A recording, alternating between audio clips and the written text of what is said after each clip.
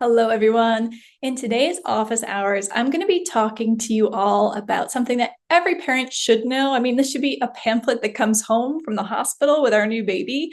But the basics are we know what type of parenting style leads to the best outcomes in children, meaning we know what type of parenting style leads to kids who are most likely to push through adversity and seek their goals. We know what type of parenting style leads to kids being socially well adjusted and having solid friendships.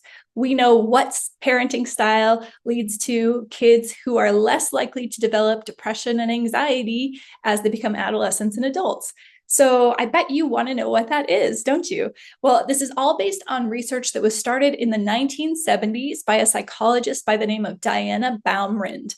Now, this is a side note, but I was really curious, why did it take until the 1970s for people to really want to research what was the best type of parenting style? I mean, what the heck was wrong with all the parents in the generations before? And it turns out that it wasn't really until then that kids really were surviving. And this is actually shocking to me, but it's true. In the late 1800s, early 1900s, not until the early part of the 20th century was it common for more than 50% of a person's offspring to even survive to adulthood. So that totally makes sense to me now that, like, in the early 1900s, that was the first generation of parents who were like, oh, our kids are actually going to make it, because their parents, brothers and sisters died 50% of the time, and their grandparents, brothers and sisters died 50% of the time. And it's pretty easy for me as a parent to imagine that if I knew half of my kids were likely to die, I'd be a little less worried about how I was raising my kids. I would just be anxious that they were going to survive in the first place. So all of this stems from the gift that's been given to us by improved lifespans and improved child survival rates, both in the neonatal period, but also in childhood, thanks to antibiotics and preventative medicine, vaccines, and everything else that we have today. Done with that sidebar and soapbox. Okay, so what is the best parenting style? I'm going to show you a little whiteboard here to kind of help us along. So hold on a second, let me share my screen. All right, so here is what I want to share with you.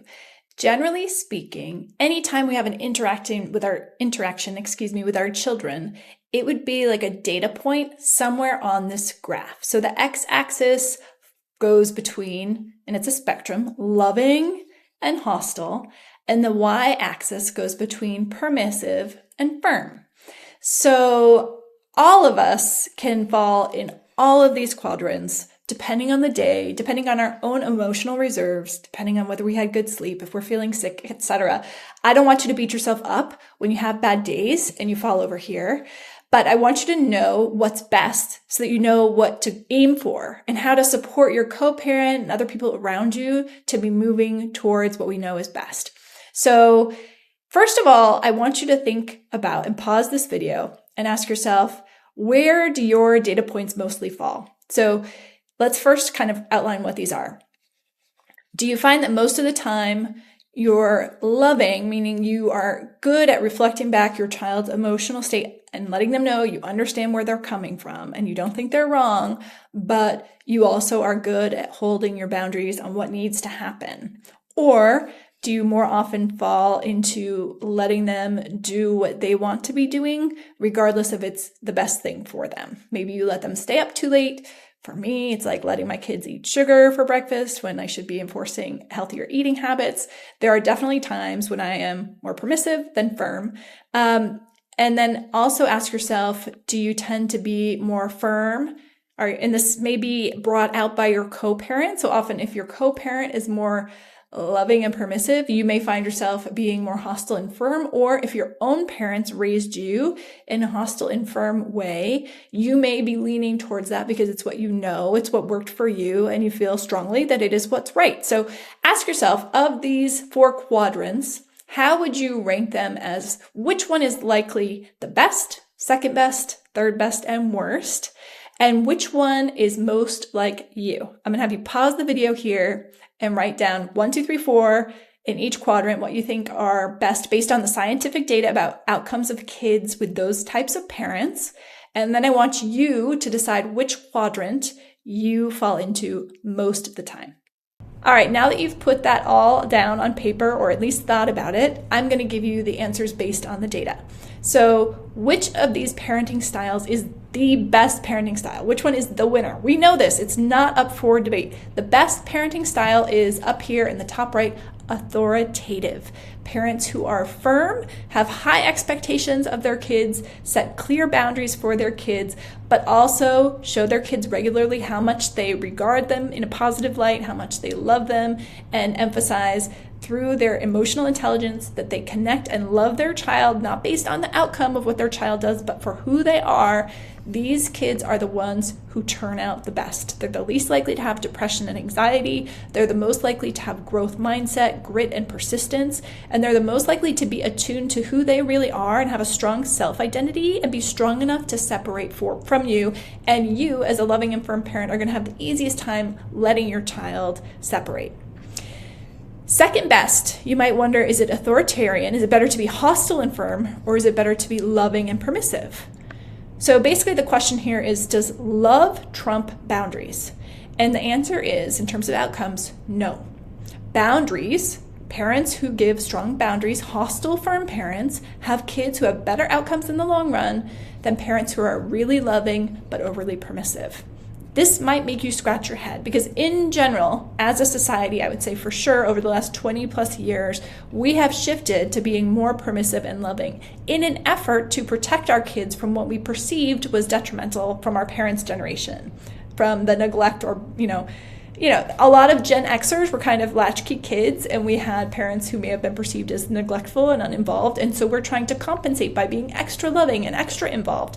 The problem with this is the following.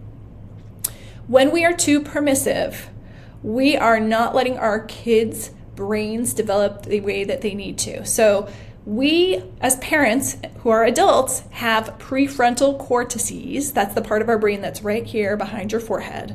The part of your brain that's the most evolutionarily advanced.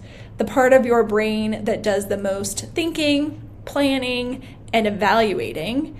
We have prefrontal cortices that are better than our kids. And that's why we have to be firm. We have to be the ones who tell them when they need to go to bed, what kids they can hang out with, and the kids that they can't hang out with, what things they're allowed to do, what things they're not allowed to do, how they can spend their time and how they can't spend their time. And we all fall within a boundary of that too. Again, it's not like everybody's 100% firm or 100% permissive. We're all somewhere on this spectrum, right? But the more you are over here, the better the outcome from your child, especially when our kids are young. As our kids grow up and their own prefrontal cortex in adolescence starts to develop, we have to walk this fine line in letting them define their own firm boundaries. And that's part of their identity. So we have to let them screw up, and it's painful as heck, but we have to let them make mistakes, not judge them for it, but help them determine their own firm boundaries for themselves of what they're going to change and do in the future to not mess up the same way that they just did. And that means not shaming them by being too hostile, but loving them and saying like, wow, that really sucks that happened to you. How do you think you can learn from this? What can you do differently in the future? So this loving and firm stance shifts from when we're a loving and firm parent of a toddler to when we're a loving and firm parent of a 16, 17, 18-year-old. In early adolescence, 12 to 15, 16, we really need to remain very strong in the firm place and less permissive, because early adolescence is the time when kids' brains have the fewest connections between the prefrontal cortex and the emotional brain. That's when they are most at risk for doing really stupid stuff. And it's also when we tend to give them driver's licenses, so go figure. But now let's talk about the problem with permissive and loving, because many younger parents, especially millennial parents, follow gentle parenting techniques, some of which do a good job at being loving and firm, but many gentle parenting techniques comes to mind here, like Maya Bialik. She had that whole attachment parenting style where she was, carrying her baby all the time. This is I think too permissive. We rob our kids of their own growth and their own ability to learn from doing hard things when we put our need to be attached to them and have them be dependent on us ahead of their need to grow and develop. Let's face it, when we are trying new things, it's not comfortable. We're going to fail, and that doesn't feel good.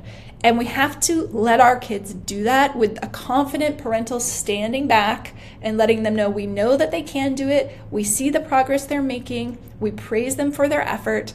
That's the loving and firm approach that we want to have. If instead we're overly permissive and loving, let's give some examples of what this would look like. For a young child, you might be at the playground, older kids might be hogging the swings, and you might be tempted to say like, oh, excuse me, my child has been waiting to have a turn on the swings. Again, your 3-year-old might not have the words and the authoritativeness themselves to speak up, but if we do it for them, they'll never have those words. Similarly, your school-age child might not get invited to a birthday party and come home and tell you about it and be hurt about it.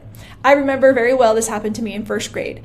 I had a good friend named Jessica, and she got mad at me about something. I don't remember what, but she said, "You're uninvited from my birthday party."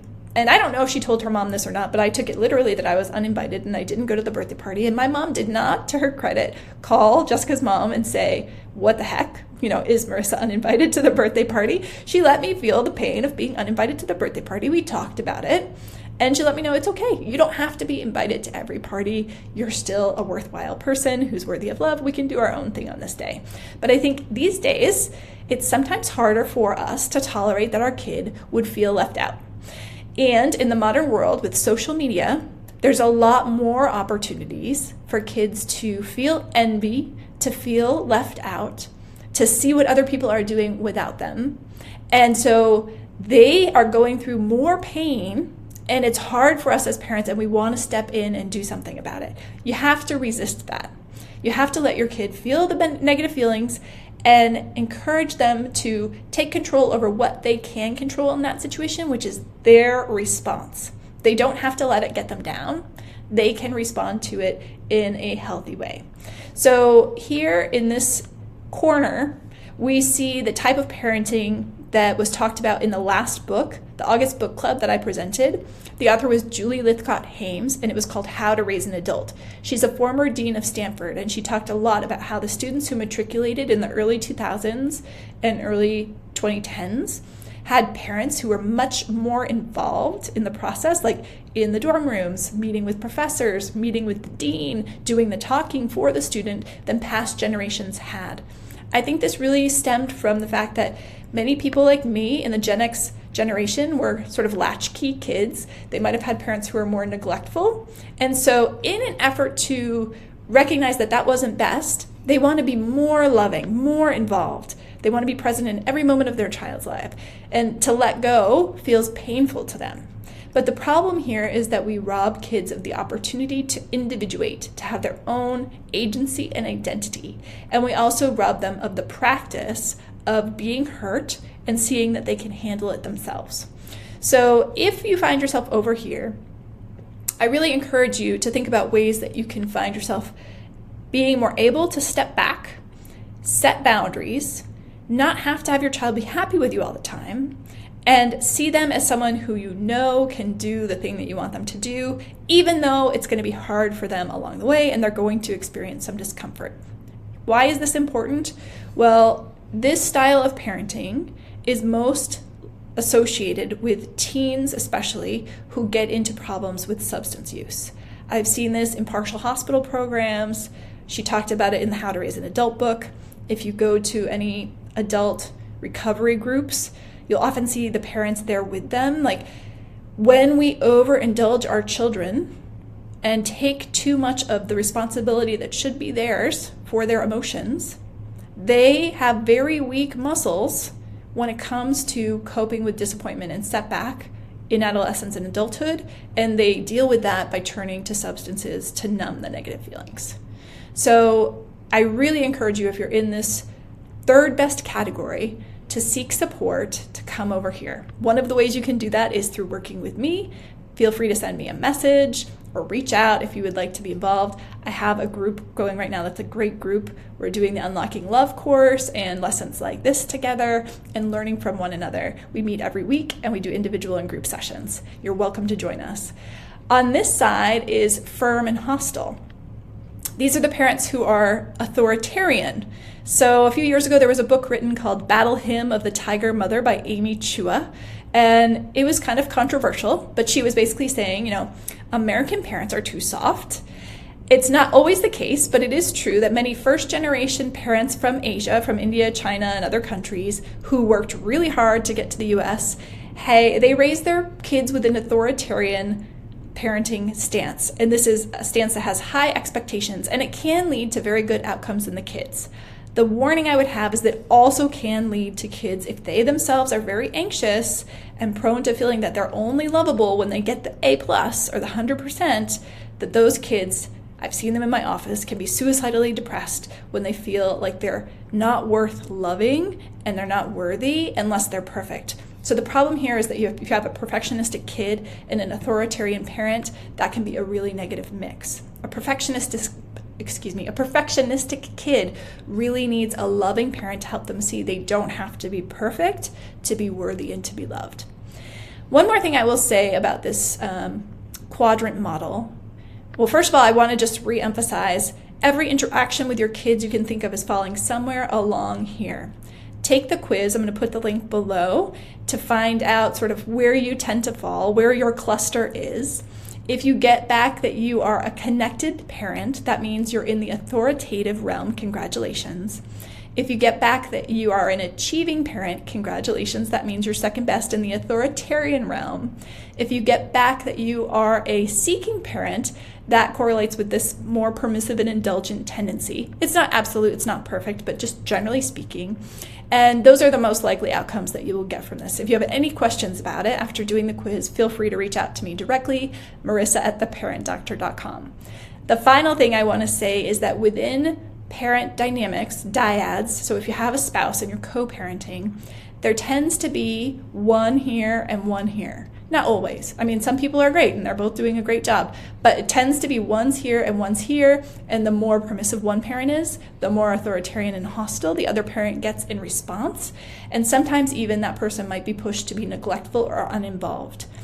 Classically, but not always, the male in the parent relationship is the authoritarian, neglectful, or uninvolved parent, while the mother makes up for it, or the primary child caregiver, by being more permissive and indulgent.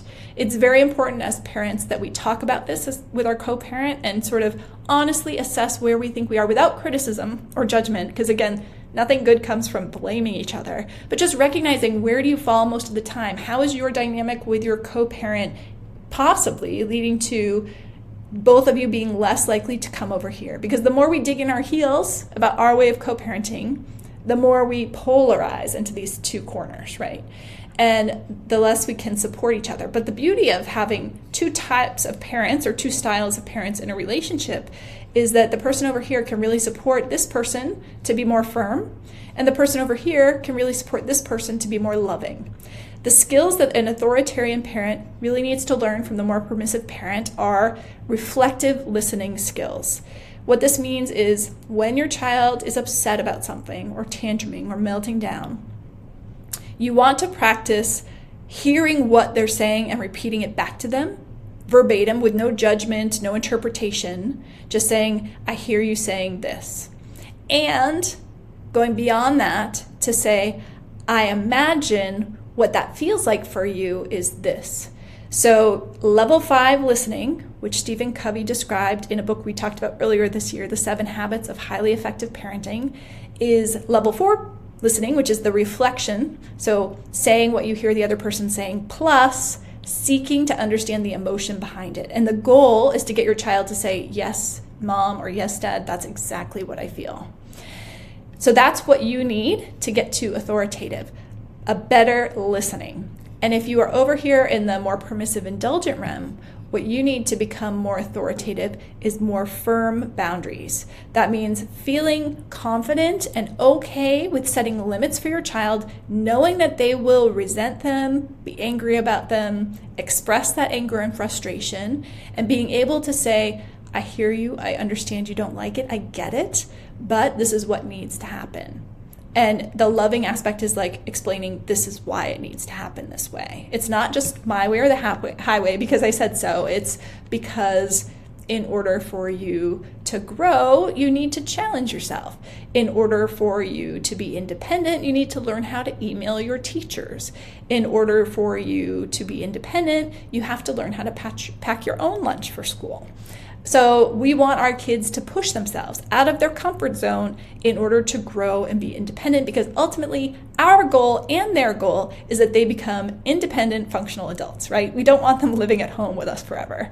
They don't want that either, I hope. So we want them to launch, and that's why we want to get over here to the authoritative side. I hope that this was helpful for all of you. Please do consider joining me in the future. I've just launched these office hours. I don't have many participants yet, but I do think that this is something that is of value. And the more people that we get, I hope that on these live calls, we'll have questions and I can answer them live. This is not medical advice. This is not medical diagnosis. This is not treatment. But I do intend to have a future one next time. It's the first Friday of every month at 10 a.m. Pacific. The office hours next time is going to be about kids with ADHD. How do we assess them? So if you have a child who you suspect has ADHD, what should you do? Who do you take them to? What are some free tools you can do on your own? Once you get that diagnosis, what are you supposed to do with it? What are the resources available to you and the rights that you have as a parent with special needs, like a learning disability, learning difference, or something like ADHD, a diagnosis like ADHD? And what can you do before you consider medications? What are the behavioral approaches? What are the non-medication approaches, like nutraceuticals, vitamins, etc.? And then we'll talk a little bit about medications as well, and the things that I recommend and the steps I would recommend you take when talking to a prescriber, so that you can be sure that your concerns are heard and you can be sure that your child feels part of that decision. All right, I hope that this is helpful to all of you, and I hope that you sign up for office hours in the future. Check out the link down below to sign up for it. It's a very affordable $29 a month, and you will get access to this and all future recordings. This is the only one I'm going to put free here for all of you, so I hope that it's enticing and useful for you. If you're not ready to sign up yet, no big deal, but keep an eye on your email box, because there may be an episode in the future that you want to buy as a one-off, and you'll be able to do that as well. Take care. Bye.